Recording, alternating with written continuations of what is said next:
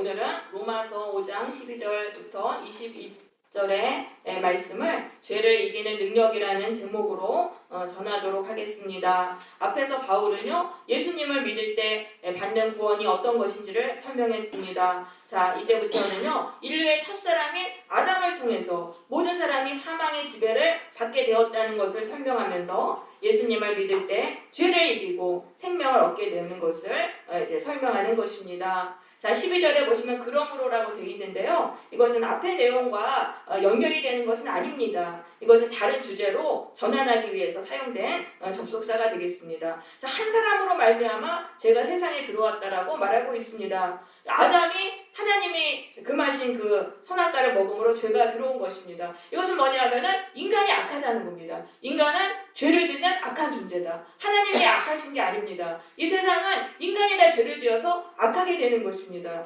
인간은요, 타락한 존재입니다. 누가 가르쳐주지 않아도 알아서 스스로 죄를 짓는 그런 존재라는 것입니다.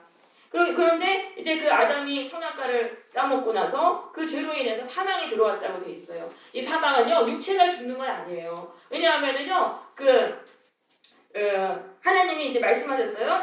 창세기 2장 17절에서 선악을 알게 하는 나무의 열매를 먹지 말라. 내가 먹는 그날에는 먹는 날에는 반드시 죽으리라. 그런데 먹는 날 아담이 죽은 게 아니에요. 아담은 그 선악과를 먹고도 자식들을 계속 낳았고요. 930세까지 살다 죽었습니다. 그러니까 이건 뭐냐면요, 저주가 온 걸 말합니다.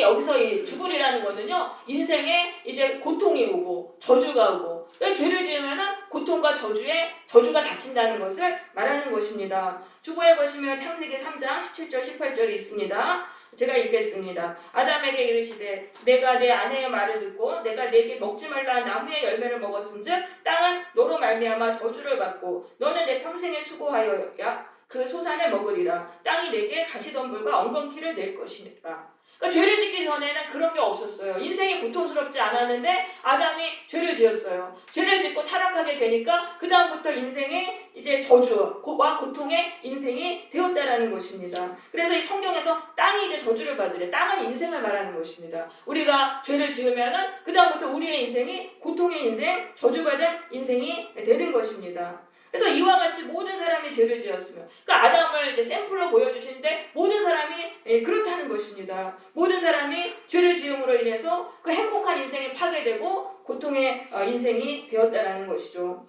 그러니까 내가 지금 고통당하는 이유도 그게 하나님의 악해서가 아니라 내 죄 때문이다 라는 것입니다. 그러면 이제 죄가 무엇인지 13절은 설명합니다. 율법이 있기 전에도 세상에 있었으나 율법이 없을 때는 죄를 죄로 여기지 아니하였느니라. 그 율법은요, 모세를 통해서 주셨습니다. 그러니까 나중에 주신 거예요. 그렇다고 해서 죄가 없는 게 아니에요. 그 사이에 아담부터 그 모세까지 수많은 사람들이 다 저주와 형벌을 받았습니다.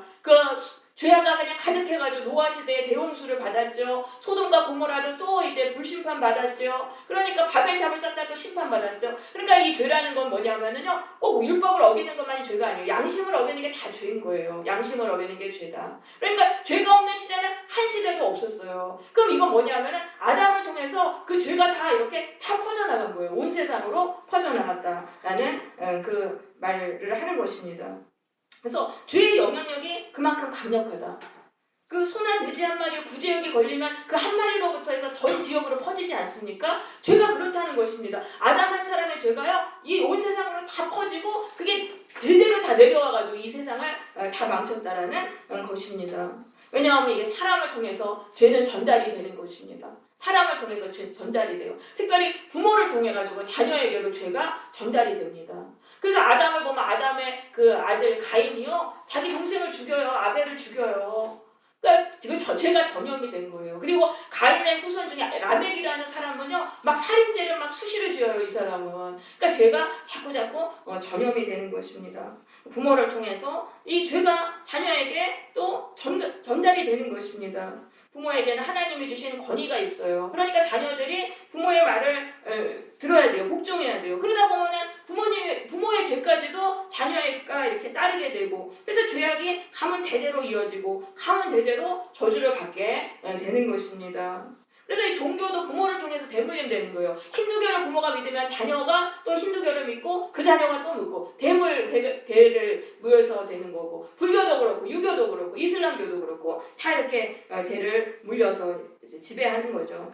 그 부모뿐 아니라 내 배우자라던가 나의 친구라던가 내 형제를 통해 가지고 그 죄의 영향력을 우리가 다 받는다는 거예요.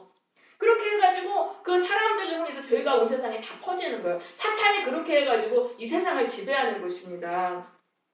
그런데 이제 예수님이 아담은 오실자의 모형이라고 되어 있어요. 그럼 뭐냐면 오실자 예수님이죠. 예수님도 똑같다는 거예요. 예수를 믿으면은 그 아담에게 받은 영향력이 있잖아요. 그런데 이게 대단했던 것처럼 예수님도 또 엄청난 인류에게 그 영향력을 끼치신다는 거예요. 그래서 그 예수님을 믿으면은 이 아담으로부터 이 사람들, 이 죄악 세상에서 예수 믿지 않고 우리가 살면 다 죄인이 돼서 썩어서 다 저주받는 인생이 되는데 예수를 믿으면 그게 끊어지는 거예요. 자, 여기 보시면은요, 15절에 이 은사는 범죄와 같지 않다. 이 은사는 예수님이에요. 하나님이 이 세상에 선물로 선물이라는 뜻이에요. 은사는 이 세상에 선물로 구원의 선물로 예수님을 보내주셨어요. 예수님을 믿으면 어떻게 되냐면은요, 아담의 범죄 때문에 사람들이 다 저주받고 죽었잖아요. 그런데 예수님의 선물이 많은 사람에게 넘쳤다. 이거는 예수님의 영향력이 더 크다는 거예요. 예수님이 주시는 그 영향력은 죄와 싸워 이기는 능력이에요. 예수를 믿으면은요, 그다음부터 예수님이 너 죄와 싸워라. 너 저 사람들처럼 살지 말아라. 너는 죄를 싸워라. 자꾸 말씀하세요. 성령을 통해서. 그러니까 그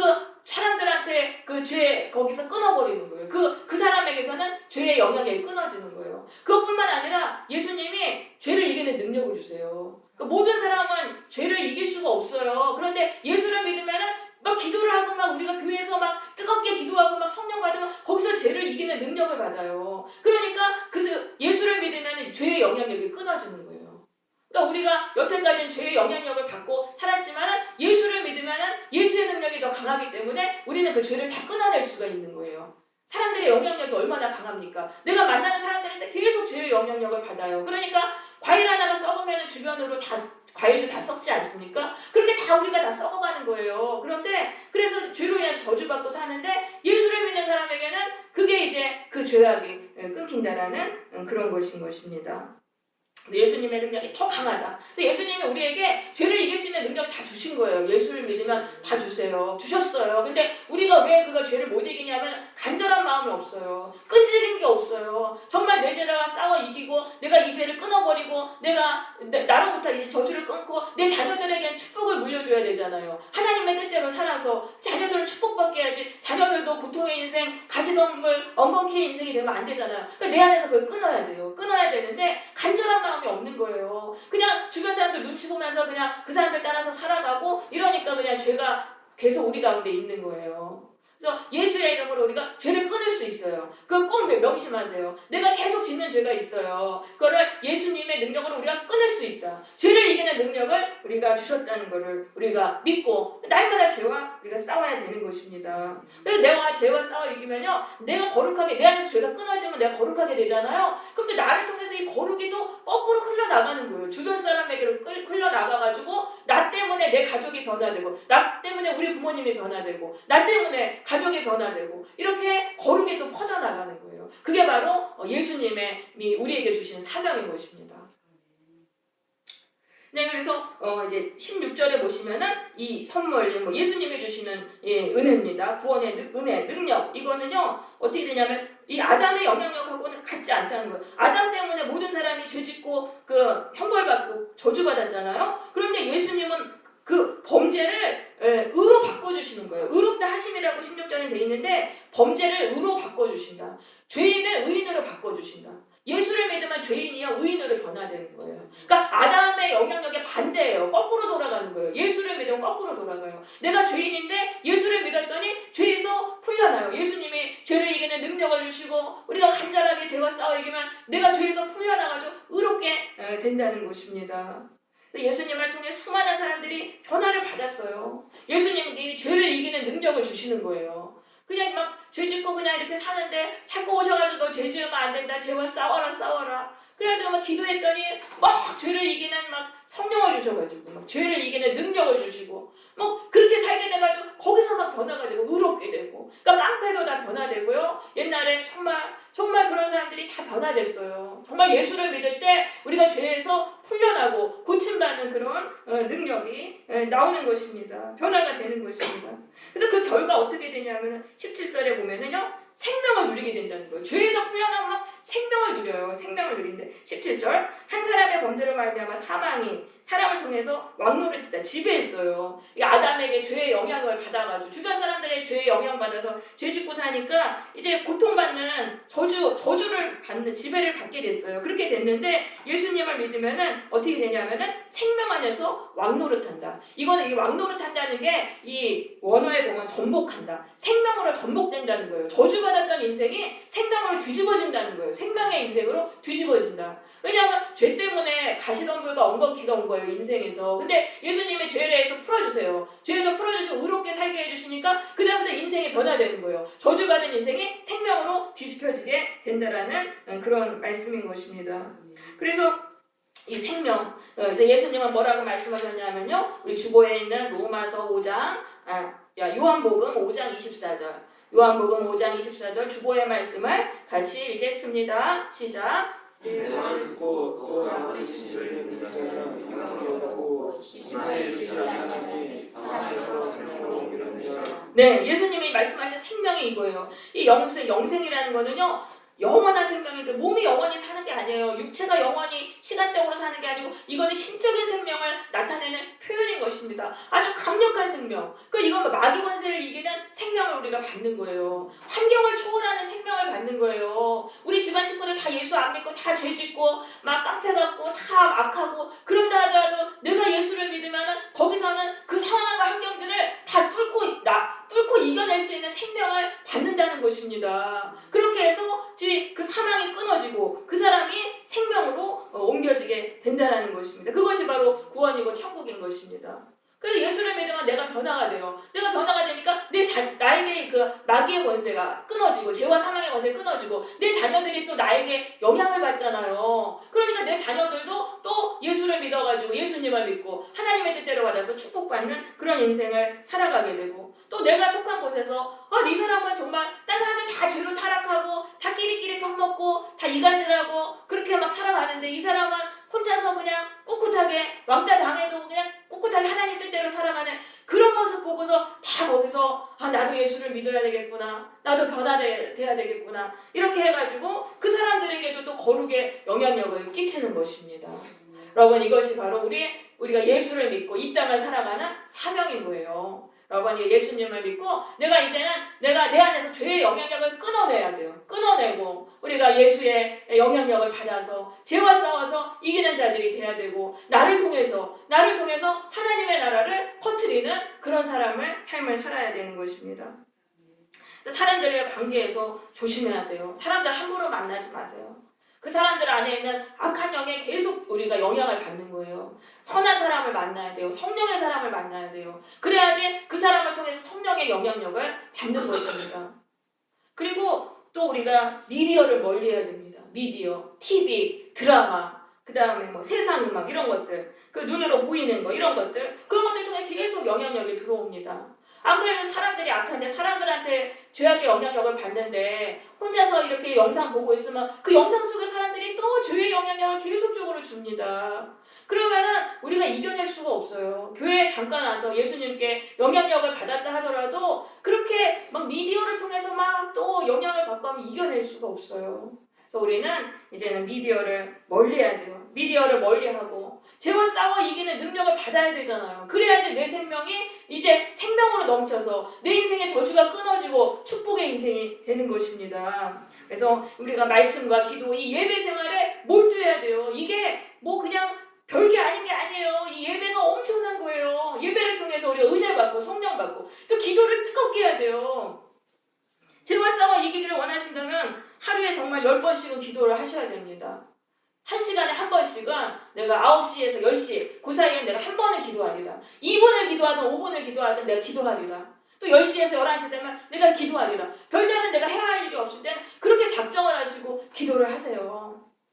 우리가 이렇게 기도할 때 우리가 죄를 이기는 능력을 받습니다. 그래서 내가 의롭게 변화되고 나를 통해서 거룩이 내 주변으로 흘러나가서 이 빛과 소금의 사명을 감당하게 되는 것입니다. 네, 18절에 보면은 한 범죄로 말미암아 많은 사람이 정죄에 이르렀다. 저주받게 했어요. 아담이 그 불순종해가지고. 근데 한 의로운 행위로 말미암아 많은 사람이 의롭다 하심을 받아 생명에 이르게 된다. 이건 뭐 예수님의 십자가입니다. 예수님의 십자가. 예수님이 십자가에서 순종하셨어요. 십자가를 지셨어요. 왜냐하면 인간에게 사탄의 독이 다 퍼진 거예요. 죄악의 독, 불순종의 독이 다 퍼졌어요. 그러니까 인간을 고칠 수가 없으니까 오직 하나님의 아들 순결하신 예수님의 피만이 인간을 사탄의 그 독에서 풀어주실 수 있는 거예요. 그래서 예수님이 순종하셨고 십자가를 지셨던 것입니다. 그래서 예수님의 십자가를 바라볼 때 우리가 사탄의 독이 빠져나가요. 우리 가운데 있는 죄의 독이 빠져나가요. 그것을 설명해 주는 사건이 구약의 노뱀 사건이 되겠습니다. 민수기 21장에 보시면은 출애굽한 이스라엘 백성이 가나안 땅을 향해 가는데 길이 너무 험난한 거예요. 그러니까 막 너무 힘들어서 하나님을 원망했어요. 그러다가 하나님이 보내신 불뱀에게 물려서 죽어갔습니다. 그래서 이들이 참 또 막 하나님께 막 기도하니까 하나님이 이제 모세에게 노뱀을 만들어가지고 장대 위에 달라고 했어요. 누구든지 저 장대에 달린 노뱀만 쳐다보면은 불뱀에서 물린 독에서 풀려나서 살리라. 그게 바로 예수님의 십자가인 거예요. 그러니까 불뱀에게 물려 죽어가도 거기서 노뱀을 쳐다보면 사는 거예요. 그러니까 우리 안에 죄가 다 퍼졌어요. 죄의 관세가 퍼지고 저주가 퍼졌어도 예수님의 십자가를 바라보면 거기서 사탄의 독이 빠져나가서 우리가 생명을 얻게 되는 것입니다. 그래서 예수님의 십자가밖에 없어요.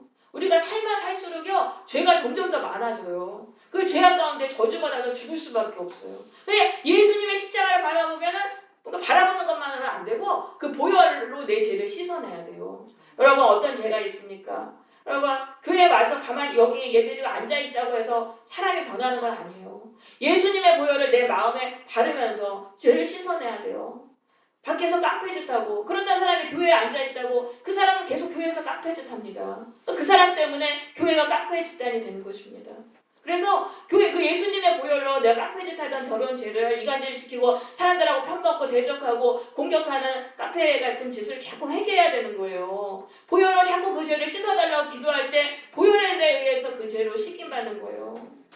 내가 부정적인 영이 가득해요. 그러면 그거 교회 여기 앉아서 예배 드린다고 그 독이 그렇게 빠져나가지 않아요. 이미 우리의 영혼이 부정적인 영으로 다 독이 들어가가지고 다 병 들어가고 있잖아요. 예수의 보혈로 부정적인 죄를 자꾸 씻어내는 거예요.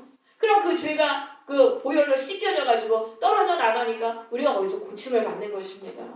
그래서 우리가 꼭 회개 기도를 해야 돼요. 19절 한 사람이 순종하지 않으므로 많은 사람이 죄인이 된 것처럼 한 사람이 순종하심으로 많은 사람이 의인이 되리라. 예수님 한 분의 순종 때문에 수많은 사람들이 사탄의 독에서 풀려나고 죄에서 풀려나서 의롭게 살고 구원을 받은 것입니다. 저주에서 풀려나서 구원을 받았어요. 그러니까 한 사람이 얼마나 중요합니까? 여러분 내가 얼마나 중요한지 아셔야 돼요. 예수님만 그렇게 영향을 끼치는 게 아니라 나도 그런 영향을 끼칩니다.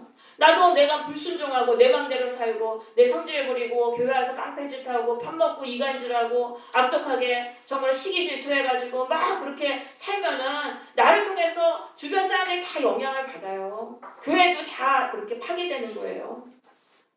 그런데 내가 예수님을 믿고 내가 정말 변화됐어요. 내가 죄를 버렸어요. 죄를 버리고 돌아서면 또 나를 통해 가지고 교회에서 선한 영향력이 얼마나 많이 퍼지는지 모릅니다.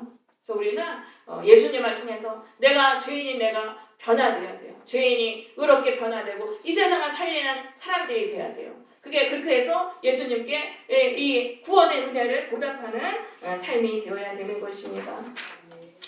네, 20절입니다. 이제 부연 설명으로 율법의 역할이 무엇인지 설명하고 있습니다. 율법이 들어온 것은 범죄를 더하게 하려 함이라. 율법이 인간을 구원해 줄 수 없어요. 율법은요 인간의 죄를 더 많아지게 해요. 왜냐하면 율법은 죄가 무엇인지 알려주잖아요. 알면서도 죄 지으면 그게 죄가 더 가중처벌되는 거예요. 그리고 죄를 지으면 심판받는 거 알면서도 또 죄를 지으니까 거기서 또 가중처벌 받는 거예요. 그러니까 율법은 인간이 더 죄를 많이 짓게 그렇게 죄가 더 많아지게 해가지고 저주를 더 많이 받게 만드는 것입니다. 그런데 죄가 더한 것에 은혜가 넘쳤다. 내가 저주를 너무 많이 받았어요. 죄를 너무 많이 지어서 저주를 받은 그곳에서 구원의 은혜가 넘친다는 것입니다. 왜냐하면 너무 힘드니까 내가 고통스럽고 저주받으며 살아가는 인생이 너무 고통스러우니까 거기서 예수님을 믿고 내가 죄에서 돌아서고 거기서 예수님을 믿고 구원받는 은혜가 임하게 되는 것입니다. 여러분, 그래도 착하게 살고 이렇게 그냥 그렇게 반듯하게 산 사람들은요, 예수님을 진정으로 믿기는 어려워요. 그런데 내가 죄를 정말 많이 짓고 그래서 그것 때문에 너무 저주받고 인생이 너무 힘들다, 그럼 그 사람들이 예수를 믿는 거예요. 그러니까 죄를 많이 지으면 그게 또 구원의 길이 되는 거예요. 그러니까 여러분, 내가 죄가 많다고 해서 걱정은 거기서 또 낙심할 필요가 없어요. 예수님의 십자가를 바라보면 거기서 또 내가 진심으로 정말 예수님을 믿고 돌아서면 거기서 구원을 받게 되는 것입니다. 그리고 사람들도 함부로 판단할 수가 없어요. 저 사람이 정말 저렇게 죄 짓는 거 보니까 저 사람 하나님 버리셨나 봐. 그렇지 않아요. 그 죄의 약 속에서 또 거기서 또 돌아서는 거예요. 그러니까 우리는 함부로 남을 판단할 수 없고 우리가 기도를 해줄 수밖에 없는 것입니다. 자, 21절입니다. 죄가 사망 안에서 왕노릇한 것 같이 라고 말하고 있습니다. 이 말은요, 이게 참 이제 이 번역을 구글 번역기 같이 해놨어요. 무슨 의미인지 하나도 모르게 이렇게 되어 있어요. 그래서 제가 설명을 드릴게요. 죄가 사망 안에서 왕노릇한다. 이건 뭐냐면 사망이란 거는 죄로 인해 저주를 받는 거예요. 죄로 인해 저주받고 살아가면 그 다음부터는 죄의 지배만 받게 된다는 거예요. 죄로 인해서 내가 일단 저주 가운데 떨어졌잖아요. 저주받은 인생이 되면은 그때부터는 죄만 짓게 돼요. 의는 할 수가 없어요. 왜냐하면 죄가 왕노릇하니까. 죄가 우리를 지배하니까 선한 일은 요만큼도 할 수 없어요. 그러니까 계속 죄만 지으니까 계속 저주받고 결국은 이 사람이 멸망의 인생이 되는 것입니다. 얼마나 끔찍하게 고통받으며 살아가는지 모릅니다. 그런데 예수를 믿으면 어떻게 되냐면은 예수님이 죄에서 풀어주시잖아요. 그 다음부터는 의의 지배를 받아요. 의의 지배를 받았고 이제는 막 죄 짓고 살던 사람이 죄에서 풀려나니까 그 다음부터는 의를 행하게 돼요. 의로운 일을 행하게 돼서 영생을 얻게 된다. 그러니까 하나님이 생명이 넘치는 그런 힘 있는 인생, 기쁨의 인생, 영광의 인생을 살아가게 된다라는 것입니다. 그래서 그 전환점이 바로 예수를 믿는 거예요. 인간 스스로는 죄에서 풀려날 수 없어요. 죄의 저주로 빠지면은 그 다음부터는 계속 죄만 짓게 돼요. 의로운 짓은 하나도 못해요. 그러니까 멸망받을 수밖에 없어요. 근데 그 전환점이 예수님이에요. 예수님의 십자가를 바라보면서 내 죄를 회개할 때 사탄의 독에서 빠져나오면서 거기서 우리가 의롭게 살게 돼서 구원받게 된다라는 그런 말씀인 것입니다. 네, 여러분 죄로 인해서 극한 저주를 받고 고통 가운데 살고 계십니까?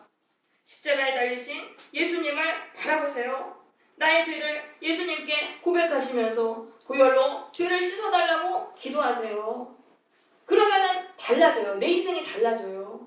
내가 그렇게 기도하고 났더니 인생이 달라지는 거예요. 뭔가 달라져요. 미묘하게 달라져요. 과거에 지은 죄도 있잖아요. 다 하나님께 다 고백하세요. 고백하시고 그 죄의 저주에서 풀어달라고 계속 기도하세요. 그러면은 인생에 이게 저주가 풀려는 걸 우리는 느낄 수 있습니다. 십자가에 달리신 예수님이 우리를 죄와 저주에서 씻어주십니다. 그래서 우리에게 생명을 주시고 기쁨의 인생을 주시는 것입니다. 우리 모두 예수님을 통해 죄에서 고침받음으로 저주에서 풀려나고 참된 생명을 누리는 복된 삶이 되시기를 바랍니다. 그리고 나뿐만 아니라 내가 속한 곳에서 이제 거룩의 영향력을 끼치는 빛과 소금의 사명을 감당하는 성도들이 되시기를 바랍니다. 아멘. 아멘.